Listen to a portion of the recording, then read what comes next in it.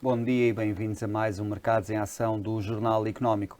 Nesta edição vamos começar por falar sobre os dados de inflação nos Estados Unidos e o seu impacto na política monetária da Reserva Federal norte-americana.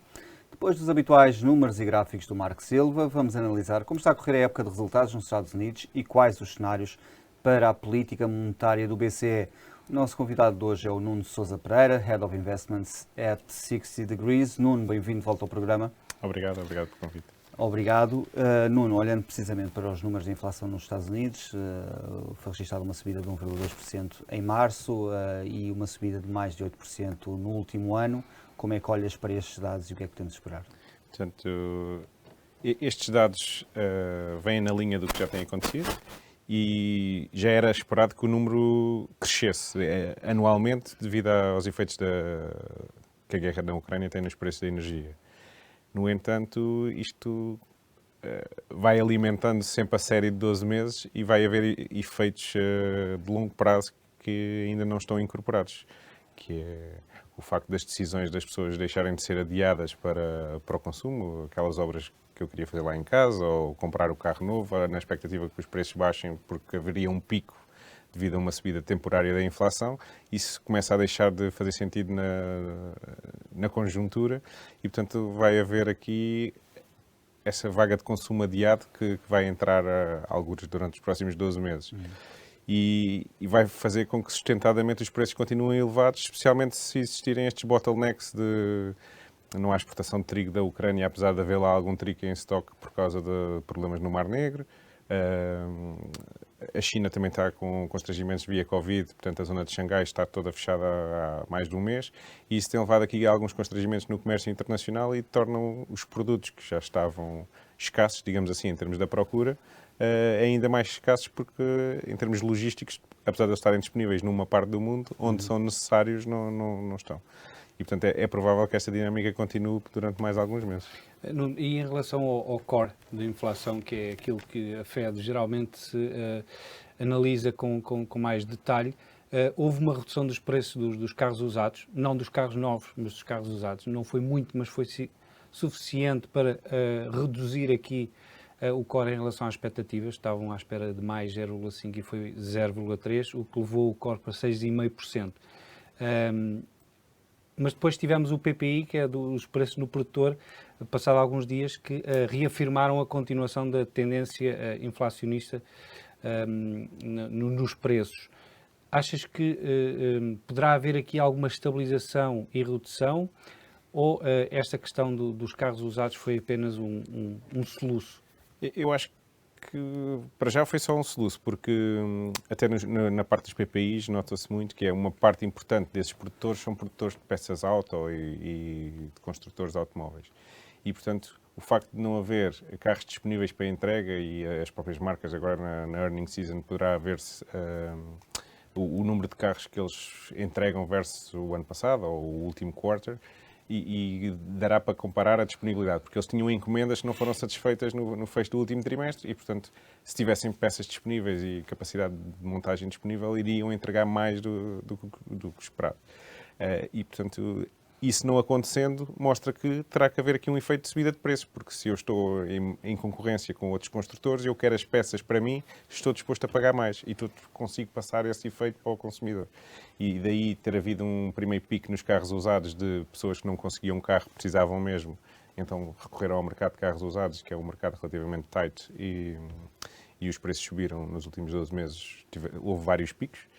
E, portanto, desde que a indústria tenha esta dificuldade em recuperar as encomendas que estão para trás e este novo consumo pode surgir das expectativas de preços baixarem, não ser realizada, creio que ainda vai haver aqui algum espaço para a subida de inflação, mesmo nesta componente core.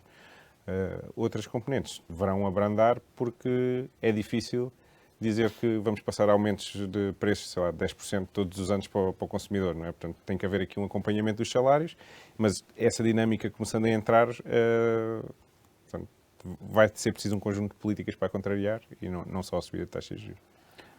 Mas acho que é importante termos aqui alguma noção do cenário macro, que é a ideia principal dos governadores dos bancos centrais é reduzir o consumo.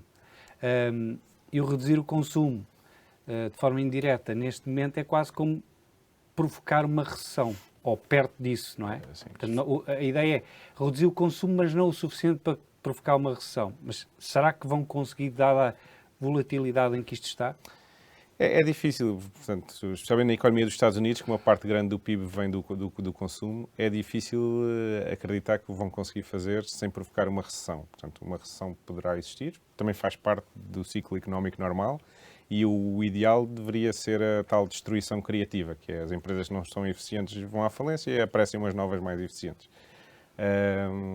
Mas os governadores dos bancos centrais e a ligação com os políticos tem sido também demasiado forte para não deixar esses ciclos passarem sem intervenção. E vimos ainda recentemente que o mundo está todo com a inflação elevada, os bancos centrais todos a pensar mudar as suas políticas e agora a China ainda continua a baixar as taxas e a aumentar a disponibilidade financeira, de maneira a tentar cumprir os targets de crescimento que não foram atingidos agora neste trimestre. Portanto, há uma relutância muito grande de deixar a economia seguir o seu curso natural, às vezes, de decréscimo para se tornar mais saudável. A estagflação é aqui a palavra do ano ou a recessão poderá vir a não ser tão grave como esperado? Eu acho que portanto, nestes primeiros próximos 12 meses a recessão não deverá ser tão forte porque temos este efeito de subida de preços, portanto, em termos de transações, o volume total em euros ou em dólares vai se manter elevado e até poderá crescer.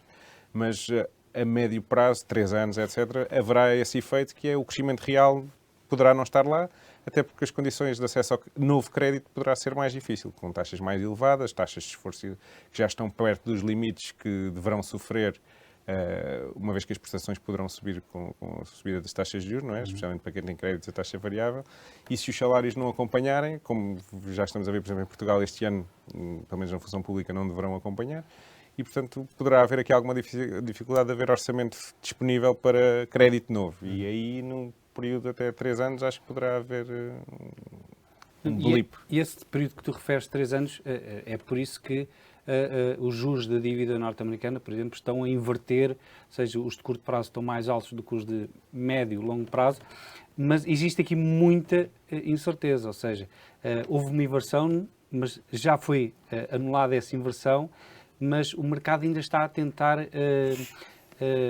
ver como é que a economia vai reagir. Achas que existe espaço para o Banco Central norte-americano fazer subidas de 0,5% numa ou em mais reuniões? E qual é que achas que vai ser o target? Porque já se fala, inclusive, que o target, por exemplo, para o ano que vem, poderá atingir os 3%. É um overshooting bastante significativo dos 2,3%. Pois, é assim, a Reserva Federal, neste momento, posto numa posição em que nas próximas 2 reuniões, quase de certeza, vai ter muita dificuldade em justificar não subir 50 basis points em cada reunião. Após isso, já vai haver aqui um período de tempo em que as taxas já subiram, as taxas do mercado secundário, inclusive, já subiram e, portanto, as empresas que vêm procurar financiamento neste período já vão ter uma nova taxa de juros, etc.